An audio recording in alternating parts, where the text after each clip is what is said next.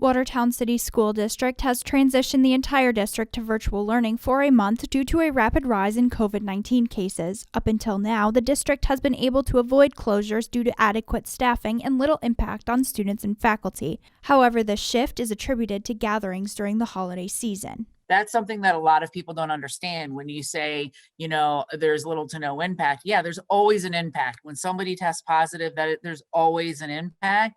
But sometimes that impact puts several people to many people out on quarantine, right? And so what's happened most recently is that the cases where people are testing positive, they have started to have a significant increase on the population within the district. You start to take a look at, okay, now community spread is coming into the district and infiltrating the district, and we need to stop the spread.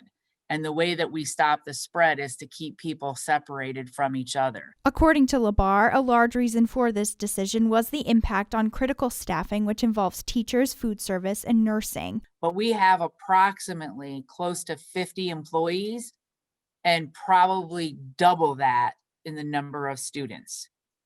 And I would say to you, at one point earlier on, maybe back, November, early December, we have had staff that have been impacted, but never to that magnitude. And we've always been able to cover internally and through our substitutes. But the numbers just keep increasing, and we're not seeing an end in it yet. What happens now? All district remote students will continue as normal. The hybrid students will learn from home. The district plans to continue their food service. Sports are postponed, and staff and faculty will work remotely from their classrooms. However, Superintendent Labar shared an important message with the entire North Country community. I get we've been at this for a really long time, like March, and now here it is. We're almost approaching 1 year. We have a problem in our community, and we have to all step up and acknowledge that.